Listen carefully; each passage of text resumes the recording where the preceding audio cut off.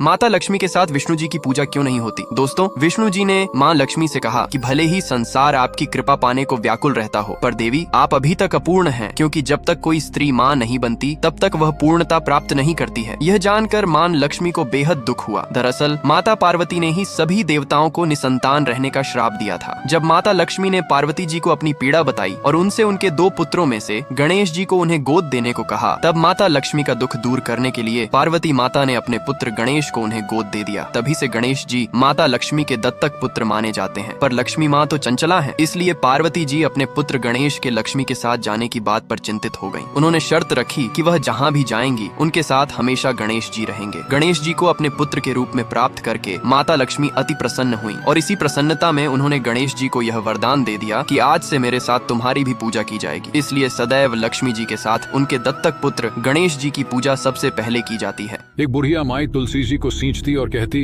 हे तुलसी माता, मुझे बहू दे, पीताम्बर की धोती दे, मीठा मीठा घास दे, बैकुंठ में वास दे, चटक की चाल दे, पटक की मौत दे, चंदन का काठ दे, रानी सा राज दे, दाल भात का भोजन दे, 11 की मौत दे और कृष्ण जी का कंधा दे। तुलसी माता यह सुनकर सूखने लगी। भगवान ने पूछा, तुम क्यों सूख रही हो?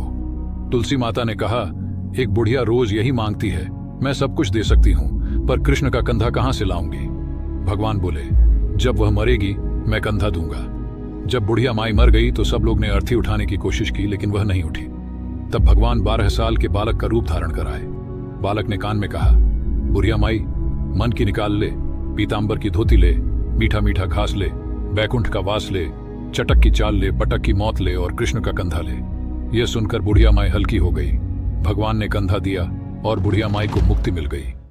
शिवलिंग पर पैर किसने रखा और मुंह में पानी लेकर शिवलिंग पर क्यों चढ़ाया? महादेव के सबसे बड़े भक्तों में से एक भक्त था भीलराज कन्नप्पा। भीलराज कन्नप्पा एक दिन शिकार के लिए गए, लेकिन जंगल में उन्हें एक शिवलिंग मिला। कन्नप्पा के मन में शिव के लिए एक गहरा प्रेम भर गया और वो अब 24 घंटे महादेव की भक्ति में ही लीन रहता था। लेकिन उसे पूजा नहीं करनी आती थी, इसलिए उसने पास की नदी से मुंह में पानी भरा और शिवलिंग पर चढ़ाया। इसके बाद उसने एक मांस का टुकड़ा शिवलिंग पर अर्पित कर दिया। ये देखकर एक बार महादेव ने उसकी परीक्षा लेने की सोची। एक दिन भीलराज कन्नप्पा शिवलिंग की पूजा कर रहा था। तभी उसने देखा कि अचानक से शिवलिंग की एक आंख से लगातार खून बहने लगा। तभी कन्नप्पा ये देखकर काफी डर जाता है और तुरंत एक तीर से अपनी एक आंख निकाल के शिवलिंग पे लगा देता है, जिसे एक आंख से खून आना बंद हो जाता है और तभी दूसरी आंख से खून निकलने लगता है। तभी कन्नप्पा अपनी दूसरी आंख निकालने ही वाला था। तभी उसने सोचा कि अगर मैंने इस आंख को निकाल दिया तो मैं अंधा हो जाऊंगा, और अगर मैं अंधा हो गया तो फिर मुझे पता कैसे चलेगा कि शिवलिंग में आंख कहाँ लगानी है। इसलिए कन्नप्पा अपने पैर के अंगूठे को शिवलिंग की आंख पर रखा और अपने तीर से अपनी दूसरे आंख को निकालकर शिवलिंग पर लगा दी। ये देखकर महादेव बहुत प्रसन्न हुए और उसे दर्शन देकर और उसकी आंखों को दोबारा लौटा दिया। ये तो महादेव का चमत्कार है। तो आओ सब मिलके बोले, हर हर महादेव।